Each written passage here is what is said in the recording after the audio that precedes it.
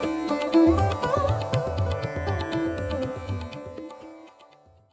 के बाद सदन की कार्रवाई नए भवन में संचालित होगी। हम नए भवन में नई आशाओं, नई उम्मीदों के साथ प्रवेश करेंगे। मुझे विश्वास है कि हमारी संसद के नए भवन में हमारा लोकतंत्र नई ऊंचाइयों को प्राप्त करेगा। मैं माननीय प्रधानमंत्री जी से आग्रह करूंगा कि वह अपने विचार को व्यक्त करें।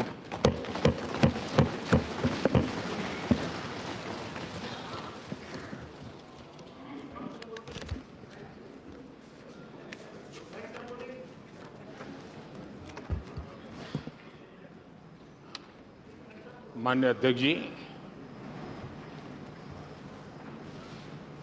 देश की 75 वर्षों की संसदीय यात्रा, उसका एक बार पुनः स्मरण करने के लिए और नए सदन में जाने से पहले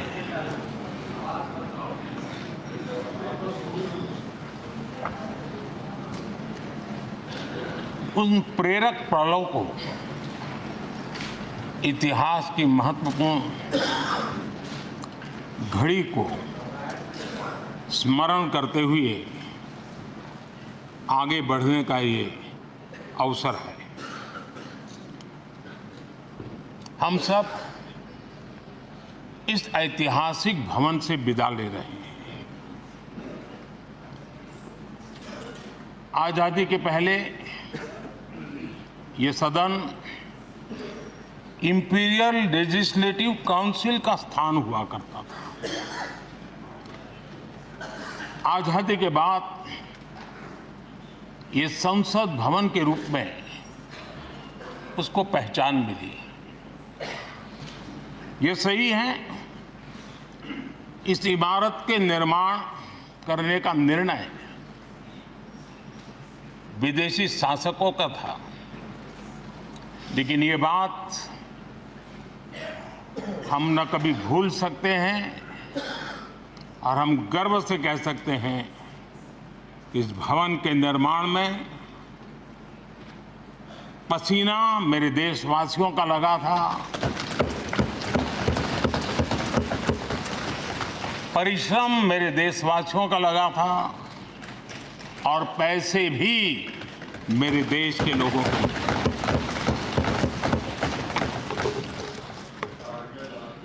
इस 75 वर्ष की हमारी यात्रा ने अनेक लोकतांत्रिक परंपराओं और प्रक्रियाओं का उत्तम से उत्तम सृजन किया है और इस सदन में रहे हुए सबने उसमें सक्रियता से योगदान भी दिया है और साक्षी भाव से उसको देखा भी है। हम भले नए भवन में जाएंगे, लेकिन पुराना भवन भी, ये भवन भी आने वाली पीढ़ियों को हमेशा हमेशा प्रेरणा देता रहेगा।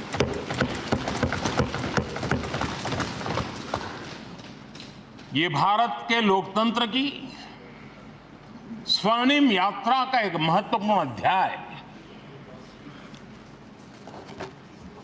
जो सारी दुनिया को भारत की रगों में लोकतंत्र का सामर्थ्य कैसे है, इसका परिचित कराने का काम इस इमारत से होता रहेगा। आदरणीय अध्यक्ष जी, अमृतकाल की प्रथम प्रभा का प्रकाश राष्ट्र में एक नया विश्वास, नया आत्मविश्वास, नया उमंग, नए सपने, नए संकल्प और राष्ट्र का नया सामर्थ्य उसे भर रहा है। चारों तरफ आज भारतवासियों की उपलब्धि की चर्चा हो रही है और गौरव के साथ हो रही है। ये हमारे 75 साल के संसदीय इतिहास का एक सामूहिक प्रयास का परिणाम है, जिसके कारण विश्व में आज वो गूंज सुनाई दे रही है। आदरणीय अध्यक्ष जी, चंद्रयान 3 की सफलता न सिर्फ पूरा भारत, पूरा देश अभिभूत है और इसमें भारत के सामर्थ्य का एक नया रूप जो आधुनिकता से जुड़ा है, जो विज्ञान से जुड़ा है, जो टेक्नोलॉजी से जुड़ा है, जो हमारे वैज्ञानिकों के सामर्थ्य से जुड़ा है, जो 140 करोड़ देशवासियों के संकल्प की शक्ति से जुड़ा हुआ है, वो देश और दुनिया पर एक नया प्रभाव पैदा करने वाला है। ये सदन और इस सदन के माध्यम से मैं फिर एक बार देश के वैज्ञानिकों और उनके साथियों को कोटि कोटि बधाइयां देता हूं, उनका अभिनंदन करता हूं।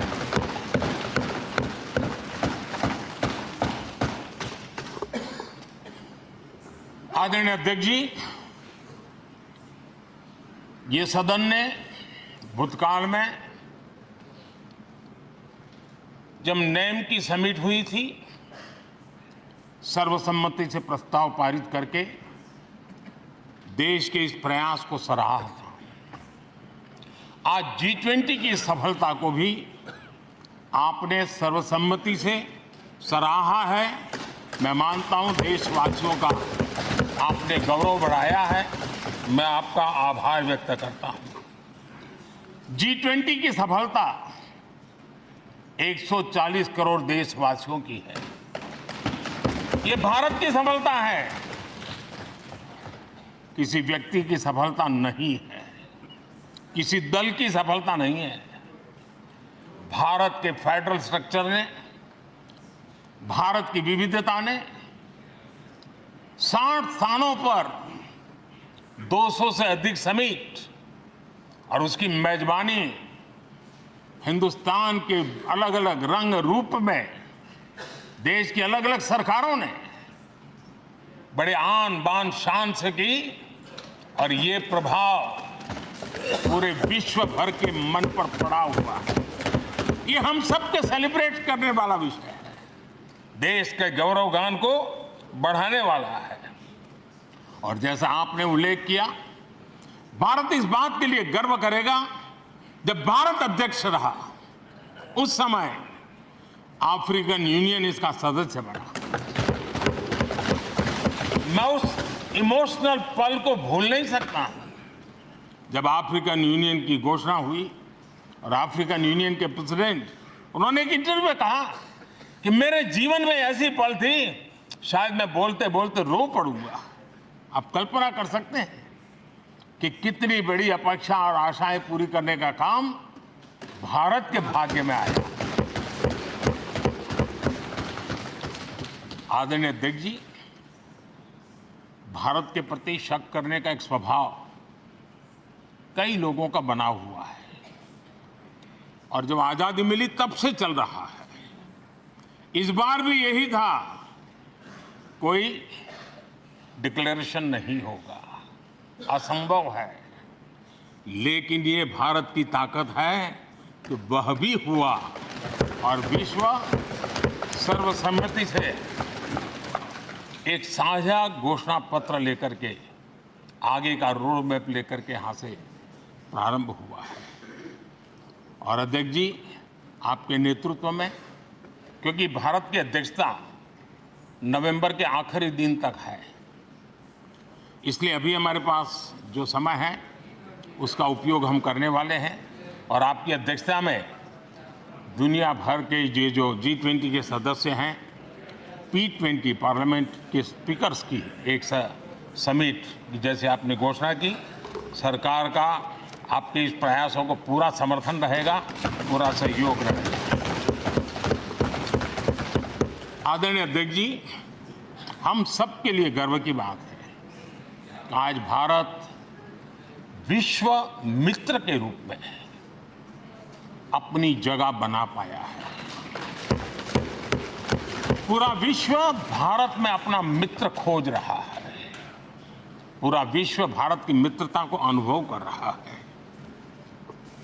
और उसका मूल कारण है हमारे जो संस्कार है, वेद से विवेकानंद तक जो हमने पाया है। सबका साथ सबका विकास का मंत्र आज विश्व को हमें साथ लाने में जोड़ रहा है। आदरणीय अध्यक्ष जी, ये सदन से विदाई लेना एक बहुत ही भावुक पल है। परिवार भी अगर पुराना घर छोड़ करके नए घर जाता है तो बहुत सारी यादें कुछ पल के लिए उसको झकझोर देती है, और हम जब ये सदन को छोड़ के जा रहे हैं तो हमारा मन मस्तिष्क भी उन भावनाओं से भरा हुआ है, अनेक यादों से भरा हुआ है। खट्टे मीठे अनुभव भी रहे हैं, नोकझोंक भी रही है, कभी संघर्ष का माहौल भी रहा है, और कभी इसी सदन में उत्सव और उमंग का माहौल भी रहा है। ये सारी स्मृतियां हमारे साथ, हम सबकी साझी स्मृतियां हैं। ये हम सबकी साझी विरासत है, और इसलिए इसका गौरव भी हम सबका साझा है।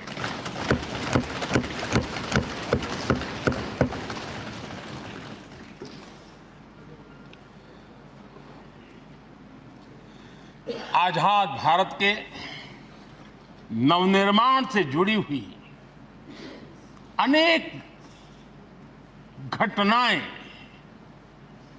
इन 75 वर्ष में यही सदन में आकार लेती हुई हमने देखी है।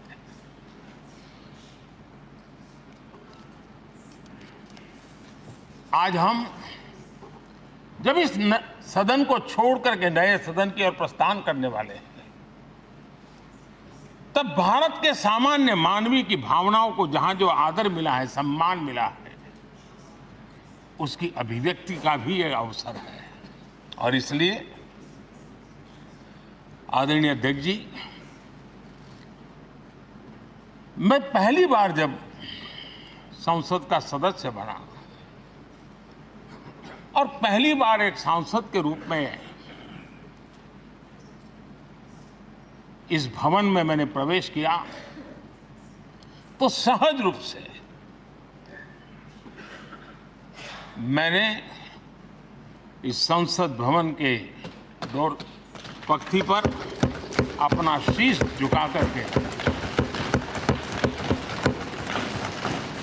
इस लोकतंत्र के मंदिर को श्रद्धा भाव से नमन करते हुए मैंने पैर रखा था। वो पल मेरे लिए भावनाओं से भरी हुई थी। मैं कल्पना नहीं कर सकता था, लेकिन भारत के लोकतंत्र की ताकत है, भारत के सामान्य मानवीय की लोकतंत्र के प्रति श्रद्धा का प्रतिबिंब है कि रेलवे प्लेटफॉर्म पर गुजारा करने वाला एक गरीब परिवार का बच्चा पार्लियामेंट पहुंच गया।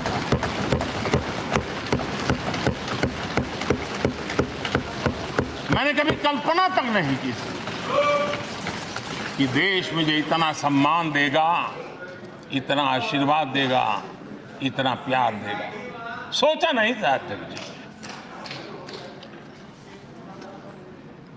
आदरणीय अध्यक्ष जी, हम में से बहुत लोग हैं जो संसद भवन के अंदर जो चीज़ें लिखी गई उसको पढ़ते भी रहते हैं, कभी कभी उसका उल्लेख भी करते हैं। हमारे यहाँ संसद भवन के प्रवेश द्वार पर एक छांदोग्य उपनिषद का एक वाक्य है, लोक द्वारम करके पूरा वाक्य है। उसका मतलब ये होता है कि जनता के लिए दरवाजे खोलिए और देखिए कि कैसे वो अपने अधिकारों को प्राप्त करती है। हमारे ऋषि मुनियों ने ये लिखा हुआ, हमारे प्रवेश द्वार पर लिखा हुआ है। हम सब और हमारे पहले जो यहाँ रहे हैं वो भी इस सत्यता के साक्षी है। आदरणीय अध्यक्ष जी, समय रहते जैसे जैसे वक्त बदलता गया, यह हमारे सदन की संरचना भी निरंतर बदलती रही है और अधिक समावेशी बनती गई है। समाज के हर वर्ग का प्रतिनिधि विविधताओं से भरा हुआ इस सदन में नजर आता है। अनेक भाषाएं हैं, अनेक बोलियां हैं, अनेक पहरवेश हैं, अनेक खान-पान है। सदन के अंदर सब कुछ है और समाज के सभी तबके के लोग, चाहे वो सामाजिक रचना के हो, चाहे आर्थिक रचना के हो, चाहे गांव या शहर के हो, एक प्रकार से पूर्ण रूप से समावेशी वातावरण सदन में पूरी ताकत के साथ जन सामान्य की इच्छा आकांक्षाओं को प्रकट करता रहा है। दलित हो, पीड़ित हो, आदिवासी हो, पिछड़े हो, महिलाएं हो, हर एक का धीरे धीरे धीरे योगदान बढ़ता चला गया है। आदरणीय अध्यक्ष जी, प्रारंभ में महिलाओं की सदस्य संख्या कम थी, लेकिन धीरे धीरे माताओं बहनों ने भी इस सदन की गरिमा को बढ़ाया है। इस सदन के गरिमा में बहुत बड़ा बदलाव लाने में उनका योगदान रहा है। आदरणीय अध्यक्ष जी, प्रारंभ से अब तक एक मोटा हिसाब लगाता था, करीब 7,500 से अधिक जनप्रतिनिधि दोनों सदनों में मिलाकर के योगदान दे चुके हैं। इतने सालों में 7,500 से करीब ज्यादा। इस कालखंड में करीब 600 महिला सांसदों ने भी इस सदन की गरिमा को बढ़ाया है, दोनों सदन की। और आदरणीय अध्यक्ष जी, आप जानते हैं कि सदन में आदरणीय इंद्रजीत गुप्ता जी 43 ईयर, अगर मेरी गलती नहीं हो तो 43 ईयर इस सदन में लंबा समय बैठ करके इस सदन के साक्षी बनने का उनको सौभाग्य मिला। और यही सदन है आदरणीय अध्यक्ष जी, जहां शकीकुर रहमान जी 93 की एज में भी सदन में अपना योगदान देते रहे, जबकि उनकी उम्र 93। और आदरणीय अध्यक्ष जी, ये भारत के लोकतंत्र की ताकत है कि 25 साल की उम्र की चंद्रमणि मुर्मू इस सदन की सदस्य बनी थी। सिर्फ 25 साल की उम्र की, सबसे छोटी उम्र की सदस्य बनी थी। आदरणीय अध्यक्ष महोदय, वाद विवाद, कटाक्ष, ये सब कुछ हम सब ने अनुभव किया है, हम सब ने इनिशिएट भी किया है, कोई बाकी नहीं है। लेकिन उसके बावजूद भी शायद जो परिवार भाव हम लोगों के बीच में रहा है, हमारे पहले की पीढ़ियों में भी रहा है, जो लोग प्रचार माध्यमों से हमारे यहाँ का रूप देखते हैं और बाहर निकलते ही हमारा जो अपनापन होता है, परिवार भाव होता है, वो एक अलग ही ऊंचाई पर ले जाता है। और ये भी इस सदन की ताकत है, एक परिवार भाव। और उसके साथ साथ हम कभी कड़वाहट पाल करके नहीं जाते हैं। हम उसी प्यार से सदन छोड़ने के कई वर्षों के बाद भी मिल जाए तो भी उस प्यार को कभी भूलते नहीं है, उस स्नेह भरे याद दिनों को भूलते नहीं है। वो मैं अनुभव कर सकता हूं। आदरणीय अध्यक्ष जी, हमारे पहले भी और वर्तमान भी हमने कई बार देखा है कि अनेक संकटों के बावजूद भी, अनेक असुविधाओं के बावजूद भी सांसद सदन में आए हैं और उन्होंने शारीरिक पीड़ा भी असह्य हो तो भी सदन में एक सांसद के रूप में, जनप्रतिनिधि के रूप में अपना कर्तव्य निभाया है। ऐसी अनेक घटनाएं आज हमारे सामने हैं। गंभीर गंभीर बीमारियों के बावजूद भी कोई व्हीलचेयर में आना पड़ा, किसी को डॉक्टरों को बाहर खड़े रख करके अंदर आना पड़ता था, लेकिन सभी सांसदों ने कभी न कभी इस प्रकार से अपनी भूमिका निभाई। कोरोना काल हमारे सामने उदाहरण है। हर परिवार में रहता था कहीं बाहर जाए तो मौत को बुलावा न दे दे, उसके बावजूद भी हमारे माननीय सांसद दोनों सदन में कोरोना काल के इस संकट की घड़ी में भी सदन में आए, अपना कर्तव्य निभाया। हमने राष्ट्र का काम रुकने नहीं दिया। आवश्यकता पड़ी, डिस्टेंस रखना भी था और बार बार टेस्टिंग भी करना पड़ता था। सदन में आते थे लेकिन मास्क पहनना पड़ता था। बैठने की रचना भी अलग अलग की, समय भी बदले गए।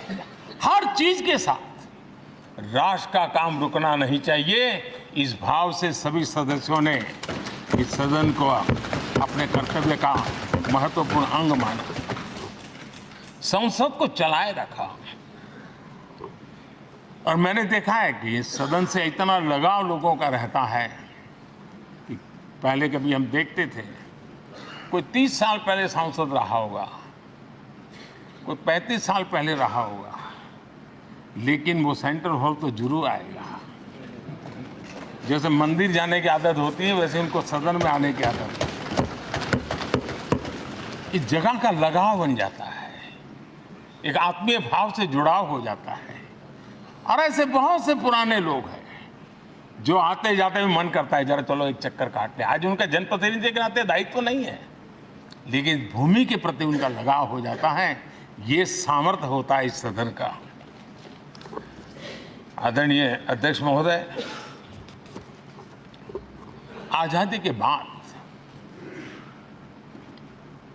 बहुत बड़े बड़े विद्वान लोगों ने बहुत आशंकाएं व्यक्त की थी, पता नहीं देश का क्या होगा, चल पाएगा कि नहीं चल पाएगा, एक रहेगा कि बिखर जाएगा, लोकतंत्र बना रहेगा नहीं, 50।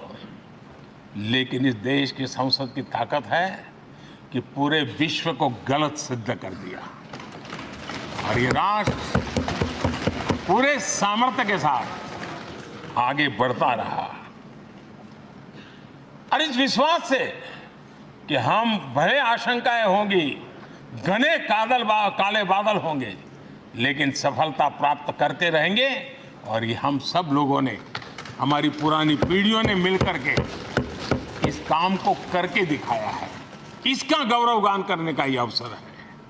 आदरणीय अध्यक्ष जी, इसी भवन में 2 साल 11 महीने तक संविधान सभा की बैठकें हुई और उसने देश के लिए एक मार्गदर्शक जो आज भी हमें चलाता है, हमारे संविधान दिया। और 26 नवंबर 1949 को जो संविधान हमें मिला वो 26 जनवरी 1950 को लागू हुआ। इन 75 वर्षों में सबसे बड़ा जो अचीवमेंट है वो ये है कि देश के सामान्य मानवीय का इस संसद पर विश्वास बढ़ता ही गया है। और लोकतंत्र की सबसे बड़ी ताकत यही है कि इस महान संस्था के प्रति, इस महान इंस्टीट्यूशन के प्रति, इस व्यवस्था के प्रति उनका विश्वास अटूट रहे, विश्वास उनका बना रहे। इन 75 वर्षों में हमारी संसद ने जन भावनाओं की अभिव्यक्ति का भवन भी बना दिया। यहाँ जन भावनाओं की पुरजोश अभिव्यक्ति और हम देखते हैं राजेंद्र बाबू से लेकर डॉक्टर कलाम, रामनाथ कोविंद और अभी द्रौपदी मुर्मू जी, इन सब के संबोधन का लाभ हमारे सदनों को मिला है, उनका मार्गदर्शन मिला है। आदरणीय अध्यक्ष जी,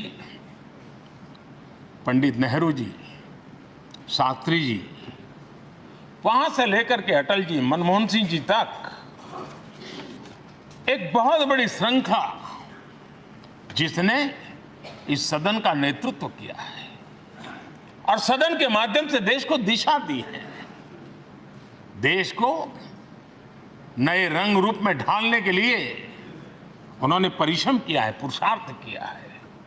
आज उन सब का गौरवगान करने का भी अवसर है। आदरणीय अध्यक्ष जी,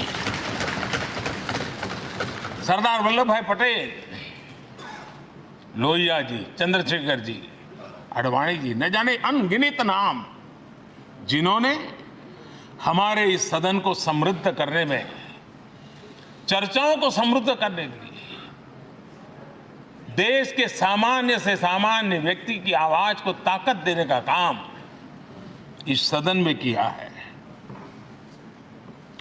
विश्व के भी अनेक राष्ट्राध्यक्षों ने हमारे इन सदनों को संबोधित करने का भी अवसर आए हैं और उनकी बातों में भी भारत के लोकतंत्र के प्रति आदर का भाव व्यक्त हुआ है।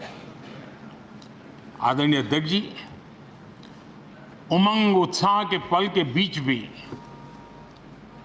कभी सदन की आंख से आंसू भी बहे।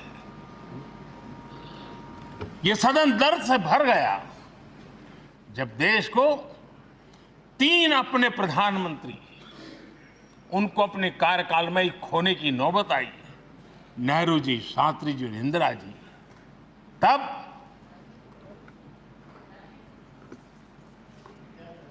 ये सदन अश्रुभीनी आंखों से उन्हें विदाई दे रहा था। आदरणीय अध्यक्ष जी, अनेक चुनौतियों के बावजूद भी हर स्पीकर ने, हर सभापति ने बेहतरीन तरीके से दोनों सदनों को सुचारू रूप से चलाया है और अपने कार्यकाल में उन्होंने जो निर्णय किए, वो निर्णय मावलंकर जी से काल से शुरू हुए हो या सुमित्रा जी के कालखंड के हो या बिरला जी के, आज भी उन निर्णयों को रेफरेंस पॉइंट माना जाता है।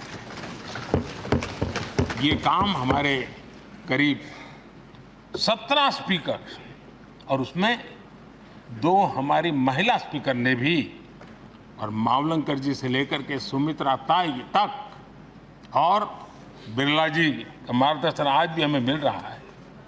हर एक ने अपनी अपनी शैली रही है, लेकिन उन्होंने सबको साथ लेकर के नियमों कानूनों के बंधन में इस सदन को हमेशा ऊर्जावान बनाए रखा है। मैं आज उन सभी स्पीकर महोदय को भी आज वंदन करता हूं, अभिनंदन करता हूं। आदरणीय अध्यक्ष जी, ये सही है कि हम जनप्रतिनिधि अपनी अपनी भूमिका निभाते हैं, लेकिन सातत्यपूर्ण तरीके से हमारे बीच जो ये टोली बैठती है, उनकी भी कई पीढ़ियां बदल गई है।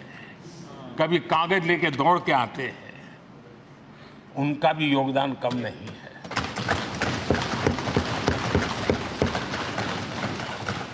हमें कागज पत्र पहुंचाने के लिए दौड़ते हैं, सदन में कोई गलती ना हो जाए, उसके निर्णय में कोई गलत ना हो जाए, उसके लिए वो चौकन्ने रहते हैं। जो काम इनके द्वारा हुआ है उसने भी सदन के क्वालिटी ऑफ गवर्नेंस में तेजी लाने में बहुत बड़ी मदद की है। मैं उन सभी साथियों का और इनके पूर्व में जो रहे हैं उनका भी हृदय से अभिनंदन करता हूं। इतना ही नहीं, सदन मतलब ये खंड ही नहीं है, इस पूरे परिसर में अनेक लोगों ने, किसी ने हमें चाय पिलाई होगी, किसी ने पानी पिलाया होगा, किसी ने रात रात चली हुई सदन को किसी को भूखा पेट रहने नहीं दिया होगा। कई प्रकार की सेवाएं की होगी। किसी ने माली ने इसके बाहर के एनवायरनमेंट को संभाला होगा, किसी ने इसकी सफाई की होगी। न जाने कितने ही अनगिनत लोग होंगे जिन्होंने हम सब अच्छे ढंग से काम कर सके और यहां जो काम हो वो काम देश को आगे बढ़ाने के लिए अधिक से अधिक तेजी से हो, उसके लिए जो माहौल बनाना, व्यवस्था बनाना, उसके लिए जिसने योगदान दिया है, मेरी तरफ से भी और इस सदन की तरफ से भी मैं उनका विशेष रूप से नमन करता हूं।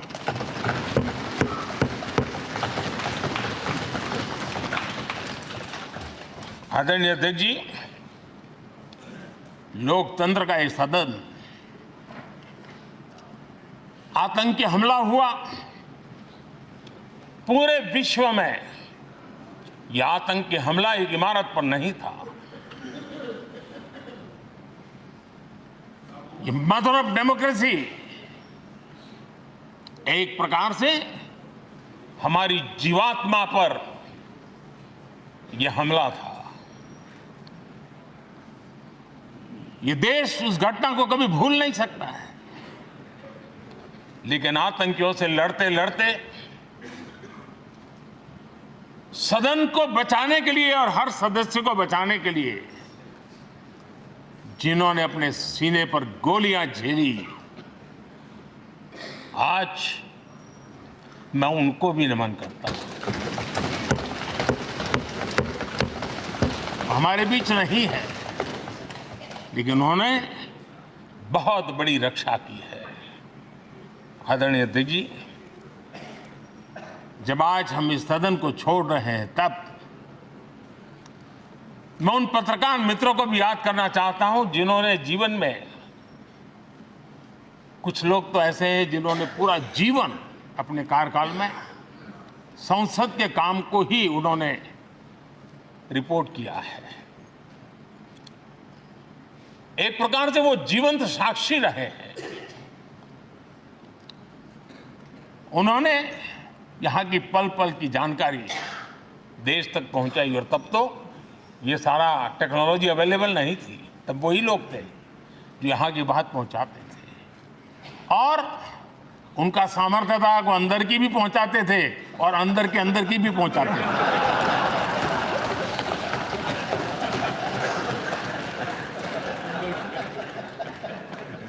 और मैंने देखा कि ऐसे पत्रकारिता जिन्होंने संसद को कवर किया, शायद उनके नाम जाने नहीं जाते होंगे, लेकिन उनके काम को कोई भूल नहीं सकता है। और खबरों को लिए नहीं, भारत की इस विकास यात्रा को संसद भवन से समझने के लिए उन्होंने अपनी शक्ति खपा दी थी। आज भी पुराने जो पत्रकार मित्र मिल जाते हैं और जिन्होंने कभी संसद को कवर किया हो, तो ऐसी अननोन चीजें बताते हैं जो उन्होंने अपनी आंखों से देखी होती है, कान से सुनी होती है, जो अचरज करने वाली होती है। यानी एक प्रकार से जैसी ताकत यहाँ की दीवारों की रही है, वैसा ही दर्पण उनकी कलम में रहा है, और उस कलम ने देश के अंदर संसद के प्रति, संसद सदस्यों के प्रति एक अहोभाव का भाव जगाया है। मैं आज, कई पत्रकार बंधु होंगे जो रहे नहीं होंगे, लेकिन मेरे लिए जैसा ये सदन छोड़ना भावुक पल है, मैं पक्का मानता हूं इन पत्रकार बंधुओं के लिए भी ये सदन छोड़ना उतना ही भावुक पल होगा, क्योंकि इनका लगाव हमसे भी ज्यादा रहे हैं। कुछ तो पत्रकार ऐसे होंगे जो हम लोगों की टर्म से भी समय है उन्होंने काम किया होगा। आज उनके उस महत्वपूर्ण लोकतंत्र की ताकत बनने के लिए, योगदान देने के लिए भी याद करने का अवसर है। आदरणीय अध्यक्ष जी, जब हम सदन के अंदर आते हैं, हमारे यहां नाद ब्रह्म की कल्पना है।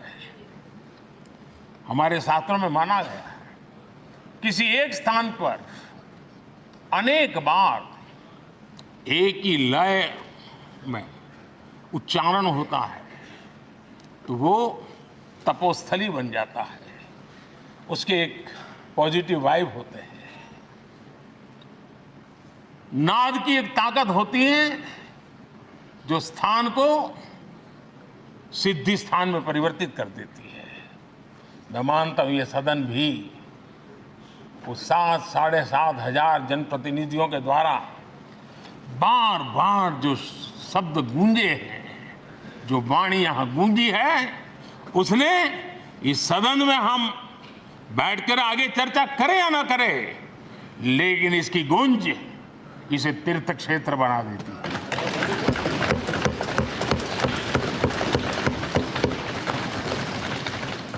एक जागृत जगह बन जाती है और लोकतंत्र की प्रति श्रद्धा रखने वाला व्यक्ति आज से 50 साल के बाद भी जब यहां देखने के लिए भी आएगा तो उसे उस गूंज की अनुभूति होगी कि कभी भारत की आत्मा की आवाज यहां पर गूंजती थी। और इसलिए अध्यक्ष महोदय, ये वो सदन है जहां कभी भगत सिंह, बटुकेश्वर दत्त, उन्होंने अपनी वीरता सामर्थ्य से अंग्रेज सल्तनत को जगा दिया था बम का धमाका कर। वो बम की गूंज भी जो देश का भला चाहते हैं उनको कभी सोने नहीं देती। आदरणीय अध्यक्ष जी, ये वो सदन है जहां पंडित जी को इसलिए भी याद किएगा, अनेक बातों के लिए याद करेगा, लेकिन हम जरूर याद करेंगे इसी सदन में पंडित नेहरू का at the stroke of midnight की गूंज हम सबको प्रेरित करती रहेगी। और इसी सदन में अटल जी ने कहा था, वो शब्द आज भी गूंज रहे हैं इस सदन में, सरकारें आएगी जाएगी, पार्टियां बनेगी बिगड़ेगी, लेकिन ये देश रहना चाहिए।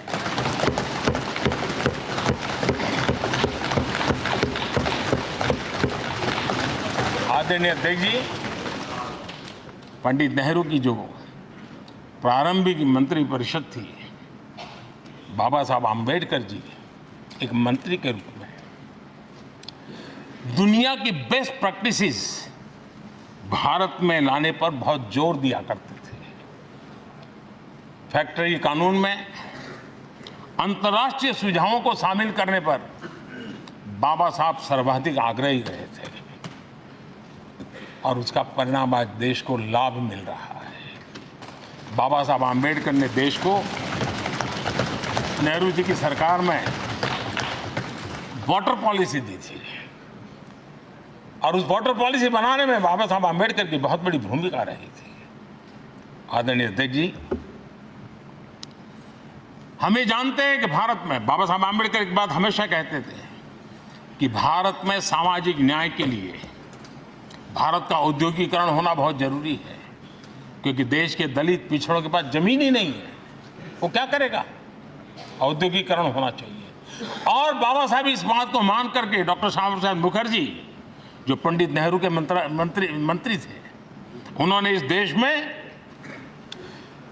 और पहले वाणिज्य मंत्री के रूप में और उद्योग मंत्री के रूप में उन्होंने इंडस्ट्री पॉलिसी इस देश में लाई थी आज भी कितनी ही इंडस्ट्री पॉलिसी बने, लेकिन उसकी आत्मा वही होती है जो पहली सरकार के थी, और उनका भी बहुत बड़ा अहम योगदान रहा था। आदरणीय अध्यक्ष जी, लाल बहादुर शास्त्री जी ने 65 के युद्ध में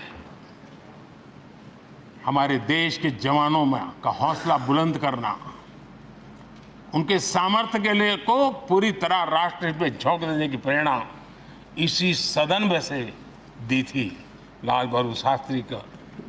और यहीं पर उन्होंने ग्रीन रिवॉल्यूशन के लिए एक मजबूत नींव लाल बहादुर शास्त्री जी ने रखी थी। आदरणीय अध्यक्ष जी, बांग्लादेश की मुक्ति का आंदोलन और उसका समर्थन भी इसी सदन ने इंदिरा गांधी के नेतृत्व में किया था। यही इसी सदन ने इमरजेंसी में लोकतंत्र पर होता हुआ हमला भी देखा था, और इसी सदन ने भारत के लोगों की ताकत को एहसास कराते हुए मजबूत लोकतंत्र की वापसी भी इसी सदन ने देखी थी। वो राष्ट्रीय संकल्प भी देखा था, ये सामर्थ्य भी देखा था। आदरणीय अध्यक्ष जी, ये सदन इस बात का हमेशा ऋणी रहेगा, क्योंकि इसी सदन में हमारे पूर्व प्रधानमंत्री चरण सिंह जी ने ग्रामीण मंत्रालय का गठन किया था, रूरल डेवलपमेंट मिनिस्ट्री। इसी सदन में मतदान की उम्र 21 से 18 करने का निर्णय हुआ था, और देश की युवा पीढ़ी को इसका योगदान देने के लिए प्रेरित किया गया, उत्साहित किया गया था। हमारे देश ने गठबंधनों की सरकारें देखी, वीपी सिंह जी हो, चंद्रशेखर जी, और बाद में एक सिलसिला चला। लंबे अरसे से एक दिशा में देश जा रहा था, आर्थिक नीतियों के बोझ तले देश दबा हुआ था, लेकिन नरसिम्हा राव की सरकार थी जिन्होंने हिम्मत के साथ पुरानी आर्थिक नीतियों को छोड़ करके नई राह पकड़ने का फैसला किया था, जिसके आज देश को परिणाम मिल रहे हैं। अटल बिहारी वाजपेयी जी का सरकार भी हमने इसी सदन ने देखी। सर्व शिक्षा अभियान देश में आज वो महत्वपूर्ण बन गया है। आदिवासी कार्यालय मंत्रालय अटल जी ने बनाया, नॉर्थ ईस्ट का मंत्रालय अटल जी ने बनाया। न्यूक्लियर टेस्ट भारत के सामर्थ्य का परिचायक बन गया। और इसी सदन में मनमोहन जी की सरकार कैश फॉर वोट को भी, उस कांड को भी सदन ने देखा है। आदरणीय अध्यक्ष जी, सबका साथ सबका विकास का मंत्र, अनेक ऐतिहासिक निर्णय, दशकों से लंबित विषय, उनका स्थायी समाधान भी इसी सदन में हुआ। आर्टिकल 370, ये सदन हमेशा हमेशा गर्व के साथ कहेगा कि सदन के कारण one nation one tax, one nation one tax, GST का निर्णय भी इसी सदन ने किया।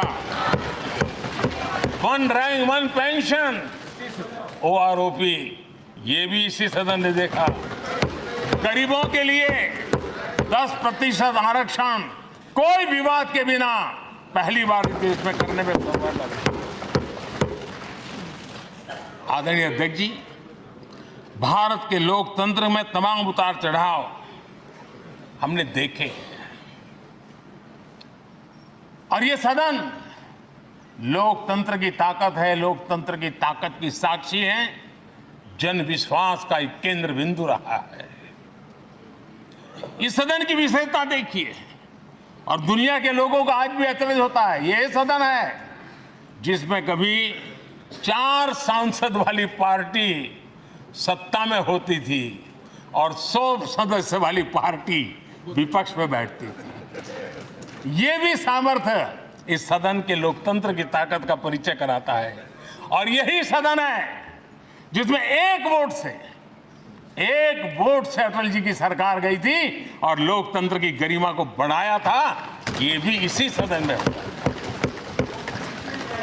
आज अनेक छोटी छोटी रीजनल पार्टियों का प्रतिनिधित्व हमारे देश की विविधता को, हमारे देश के एस्पिरेशंस का एक प्रकार से वो आकर्षक केंद्र बिंदु बना है। आदरणीय अध्यक्ष जी, इस देश में 2 प्रधानमंत्री ऐसे रहे, मोरारजी भाई वीपी सिंह एक प्रकार से कांग्रेस में जीवन खपाया था, लेकिन एंटी कांग्रेस गवर्नमेंट का नेतृत्व कर रहे थे। ये भी इसकी विशेषता थी। और हमारे नरसिम्हा राव जी, वो तो बिस्तरा गोल करके घर जाने की तैयारी कर रहे थे, निवृत्ति की घोषणा कर चुके थे, लेकिन यही लोकतंत्र की ताकत देखिए, सदन की ताकत देखिए, वो प्रधानमंत्री के रूप में 5 साल हमारी सेवा कर।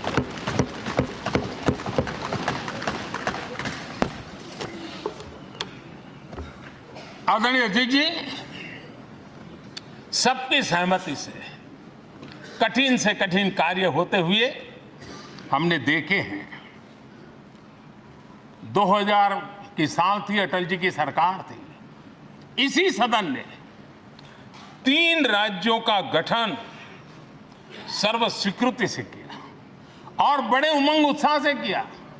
जब छत्तीसगढ़ की रचना हुई तो उत्सव छत्तीसगढ़ ने भी मनाया, उत्सव मध्य प्रदेश ने भी मनाया। जब उत्तराखंड की रचना हुई तो उत्सव उत्तराखंड ने भी मनाया, उत्सव उत्तर प्रदेश ने भी मनाया। जब झारखंड की रचना हुई तो उत्सव झारखंड ने भी मनाया, उत्सव बिहार ने भी बताया। ये हमारे सदन का सामर्थ्य, सब सहमति का वातावरण बना करके। लेकिन कुछ कड़वी यादें वो भी हैं कि तेलंगाना के हक को दबोचने के लिए भारी प्रयास हुए, खून की नदियां भी बही, और बनने के बाद न तेलंगाना उत्सव मना पाया, न आंध्र उत्सव मना पाया। एक कटुता के बीज बो दिए गए। अच्छा होता उसी उमंग और उत्साह के साथ हम तेलंगाना का निर्माण करते तो एक नई ऊंचाई पर आज तेलंगाना पहुंच चुका होता।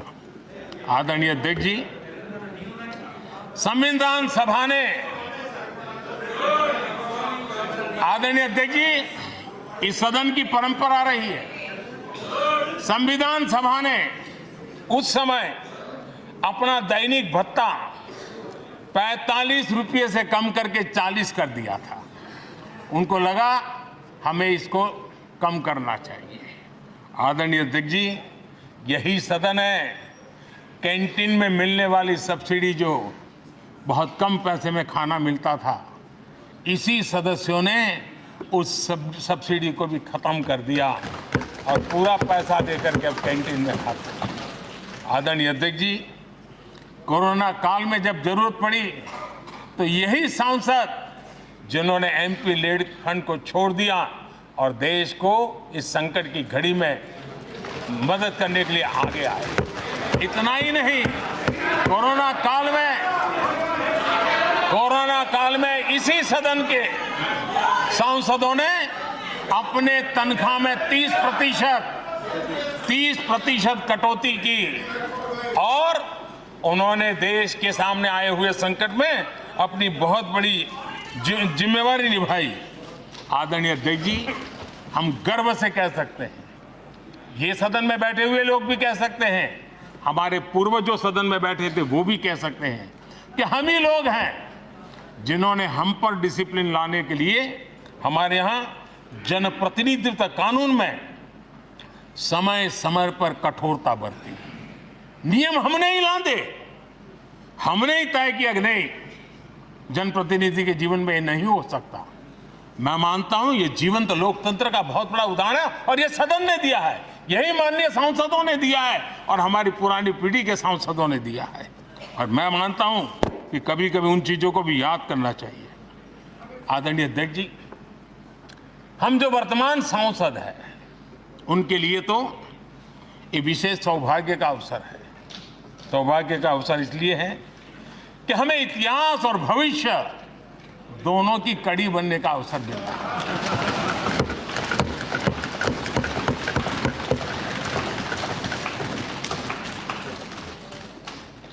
कल और आज से जुड़ने का हमें अवसर मिल रहा है और आने वाली कल निर्माण करने का एक नया विश्वास, नया उमंग, नए उत्साह के साथ हम यहाँ से विदाई लेने वाले हैं। आदरणीय अध्यक्ष महोदय, आज का दिवस सिर्फ और सिर्फ इस सदन के सभी 7,500 जनप्रतिनिधि रह चुके हैं, उनके गौरवगान का पल है। इन दीवारों से हमने जो प्रेरणा पाई है, जो नया विश्वास पाया है, उसको लेकर जाने का है। बहुत सी बातें ऐसी थी जो सदन में हर किसी की ताली की हकदार थी, लेकिन शायद राजनीति उसमें भी आड़े आ रही। नेहरू जी के योगदान का गौरवगान अगर इस सदन में होता है, कौन सदस्य होगा जिसको ताली बजाने का मन न कर जाए। लेकिन उसके बावजूद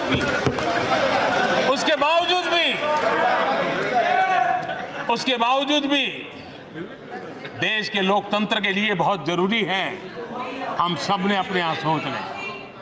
आदरणीय अध्यक्ष जी, मुझे पूरा विश्वास है कि आपके मार्गदर्शन में और इस अनुभवी माननीय सांसदों के सामर्थ्य से हम नई संसद में जब जाएंगे तो नए विश्वास के साथ जाएंगे।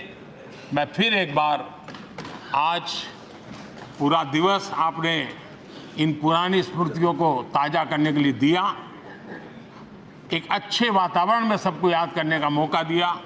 इसके लिए मैं आप सब का, आपका हृदय से आभार व्यक्त करता हूं। और मैं सभी सदस्यों से आग्रह करूंगा कि अपने जीवन की ऐसी मधुर यादों को यहाँ हम जरूर व्यक्त करें, ताकि देश तक पहुँचे कि सचमुच में ये हमारा सदन, ये हमारे जनप्रतिनिधियों की गतिविधि सच्चे अर्थ में देश को समर्पित है, इसका भाव लोगों के तक पहुँचे। इसी एक अपेक्षा के साथ मैं फिर एक बार इस धरती को प्रणाम करता हूँ, इस सदन को प्रणाम करता हूँ।